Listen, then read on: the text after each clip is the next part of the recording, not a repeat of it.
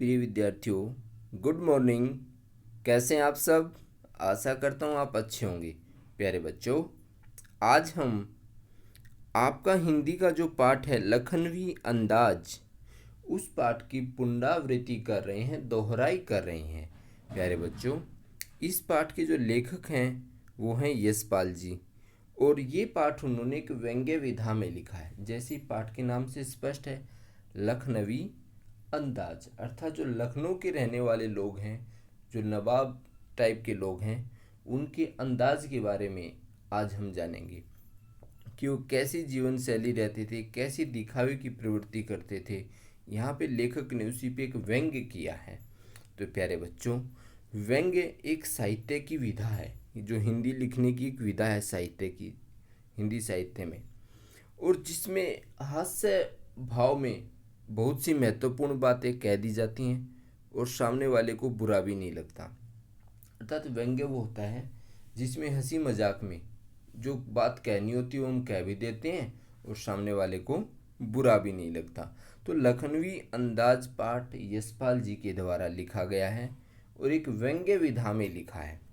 और इस पाठ में लेखक जो है, जो पतनशील सामंती समाज है, पतनशील सामंती समाज का मतलब जो जमींदार वर्ग है, जो दिखावे की प्रवृत्ति बहुत ज़्यादा करता है, ठीक है ना, उन पर कटाक्ष करते हुए लेखक ने कहा है कि ये वर्ग जो है वास्तविकता से बेखबर, एक बनावटी जीवन शैली का आदी है।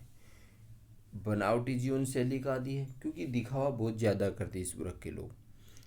लेखक ने इसे क्या कहा है? परजीवी संस्कृति कहा है। जो बनावटी टाइप का जो जीवन जीते हैं ना, उसको लेखक ने परजीवी संस्कृति कहा है। और इस पाठ में लेखक ने लखनऊ के एक नवाब की दिखावटी जिंदगी का वर्णन किया है, जो रेलगाड़ी में यात्रा करते हैं। प्यारे बच्चों, क्या होता है कि लेखक एक बार यात्रा करते हैं तो वो एक सेकंड क्लास के डिब्बे में चढ़ जाते हैं। वो सोचते हैं कि शायद इसमें भीड़ कम होगी, किंतु वहाँ भी उसे एक नवाब बैठे हुए मिल जाते हैं। और जैसे ही वो देखते हैं तो सामने देखते हैं एक नवाब बैठा हुआ है, और उसने अपने पास तौलिए में ना दो चिकने चिकने बढ़िया ताजे खीरे भी रख रखे हैं अपने पास में। और लेखक कह रहा है कि वो खीरे शायद उसने अपना समय बिताने के लिए रखे होंगे। तो लेखक जब जाता है तो नवाब साहब पूछते कि जी आप खीरे लेंगे? तो लेखक जो है मना कर देता है। फिर वो दोबारा काट पीट के बढ़िया नमक मिर्च लगा के फिर पूछते हैं, ले लो जी। फिर लेखक पेट का बहाना बनाता है कि भाई पेट वेट ठीक नहीं है, तो ठीक नहीं है खाना। अब मना कर देते हैं फिर स्वाभिमान के कारण कि भाई एक बार जब पहले मना कर दिया तो दोबारा मना करना ठीक है, तो मना कर देते हैं। पर उस नवाबी साहब क्या करते हैं, अपना नवाबीपन दिखाने के लिए खीरे को छीलते हैं, नमक मिर्च लगाते हैं, फिर सूंघते हैं, फिर बाहर फेंक देते हैं एक एक करके। तो इसको लेखक ने क्या कहा? दिखावटी जिंदगी कहा है। अब समय बिताने और शौक के लिए खीरा खरीदते हैं कौन? नवाब साहब। और सामने बैठे लेखक से भी खीरे के लिए पूछते हैं। लेखक के मना करने पर उस खीरे को धोते हैं, पोंछते हैं और करीने से काटते हैं धीरे धीरे। फिर जीरा मिला नमक मिर्च छिड़कते हैं और पुनः लेखक से लेने का आग्रह करते हैं। अब लेखक इनकार किए जाने के संकोच व मुंह में पानी के आने के बावजूद भी दोबारा मना करते हैं। भाई नमक मिर्च लगा हुआ ताज़ा ताज़ा खीरा सामने हो तो किसके मुंह में पानी नहीं आता? लेखक के मुंह में पानी आ जाता देख करके। किंतु अपने स्वाभिमान के कारण मना कर देते हैं कि पहले मना कर दिया था, अब मना करना ही सही है। और नवाब साहब क्या करते हैं, खीरे की एक एक फाँक फाँक मतलब एक एक टुकड़ा काटते हैं, मुंह के पास ले जाते हैं, नाक से सूंघते हैं और फिर खिड़की से बाहर फेंक देते हैं। बताओ, सूंघने से कौन सा पेट भर जाता है? और उसके बाद फिर ये साफ काम करने वाला डकार भी लेते हैं। बताओ, मतलब सूंघने से पेट भर गया, कितनी मतलब एक नवाबीपन दिखावटी जिंदगी जी रही हैं। तो प्यारे बच्चों, इस पाठ में एक ने इसी बात पर व्यंग्य किया। कह रहे जो दिखावेपन की जो प्रवृत्ति समाज के अंदर चल रही है, जो सामंती वर्ग है, जो जमींदार वर्ग है जो कर रहा है, कह रहे बंद होनी चाहिए। दिखावापन नहीं होना चाहिए जिंदगी के अंदर, हमें वास्तविकता में जीना चाहिए। लेखक ने इसी बात को समझाने का यहाँ पर प्रयास किया है। प्यारे बच्चों, अब हम इसके अभ्यास के बारे में जानते हैं कि व्यंग्य विधा क्या होती हैं? तो प्यारे बच्चों, ये आपकी वर्कशीट है तैयार करी हुई। व्यंग्य विधा। व्यंग्य विधा प्यारे बच्चों एक साहित्य की विधा होती है जिसमें उपहास, मजाक या हास्य भाव में महत्वपूर्ण बातें कह दी जाती हैं और दूसरे व्यक्ति को बुरा भी नहीं लगता।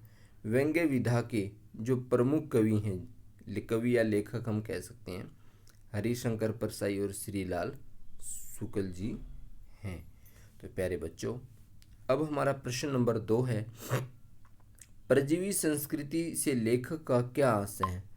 तो प्यारे बच्चों, लेखक ने पतनशील सामंती समाज, जो सामंती समाज मतलब जमींदार वर्ग, पर कटाक्ष करते हुए कहा कि ये वर्ग वास्तविकता से बेखबर और एक बनावटी जीवन शैली का आदी है। भाई जीवन शैली बनावटी है, जैसे आपने देखा नवाब को खीरे को काटा, छीला और फिर सूंघ करके बाहर फेंक दिया। तो इसे लेखक ने क्या कहा है? परजीवी संस्कृति कहा है। जो बनावटी जीवन शैली जीते हैं उसी को लेखक ने परजीवी संस्कृति कहा है। प्रश्न नंबर 3, दिखावे की प्रवृत्ति आप किसे कहेंगे? तो प्यारे बच्चों, जब लोग अनावश्यक चीज़ों का प्रदर्शन करते हैं, भाई जो चीज़ जरूरी नहीं है फिर भी उसका प्रदर्शन कर रहे हैं और अनावश्यक व्यवहार को दिखाते हैं, जो चीज़ करनी नहीं चाहिए वो कर रहे हैं, उसे हम दिखावे की प्रवृत्ति कहते हैं। भाई हमारे पास पैसा नहीं है फिर भी हम दिखाएं कि हम बहुत पैसे वाले लोग हैं। हमारे पास कोई चीज़ है नहीं फिर भी हम दिखाने का प्रयास करें कि हमारे पास बहुत कुछ है। तो ये जो हम जो ढोंग करते हैं लोगों के सामने, वो सब दिखावे की प्रवृत्ति होती है। हम जैसे हैं वास्तविकता में रहना सीखो। जिंदगी का मजा वास्तविकता में ही है। प्रश्न नंबर 4, मुंह में पानी आ जाने के बावजूद भी लेखक खीरा लेने से मना क्यों कर देते हैं? प्यारे बच्चों, लेखक जो है संकोचवश और आत्मसम्मान स्वाभिमान के कारण मुंह में पानी आने के बावजूद भी खीरा लेने से मना कर देते हैं, क्योंकि एक बार मना कर चुके थे, दोबारा लेना अच्छा नहीं लगता फिर। तो इसलिए वो जो है मुंह में पानी आने के बावजूद भी खीरा लेना से मना कर देते हैं। किसके कारण? संकोच के कारण और आत्मसम्मान व स्वाभिमान के कारण। प्यारे बच्चों, अब हमारा प्रश्न नंबर 5 है, गतिविधि। यदि आप लेखक की जगह होते तो क्या करते? अपनी कल्पना से लिखी। कह रहे कि मान लो आप किसी को पहले कोई चीज़ मना कर दो और फिर दोबारा वो फिर आपसे पूछें, तो आप क्या करते हैं ऐसी कंडीशन में? लेखक की जगह मान लो आप वहाँ बैठे होते तो आप क्या करते? तो प्यारे बच्चों, यदि हम लेखक की जगह होते तो हम भी स्वाभिमान और संकोचवश खीरा लेने से मना कर देते तथा नवाब साहब से खीरे काटकर, सूंघ कर और बाहर फेंकने का कारण जानते और उन्हें खाने का महत्व भी बताने का प्रयास करते।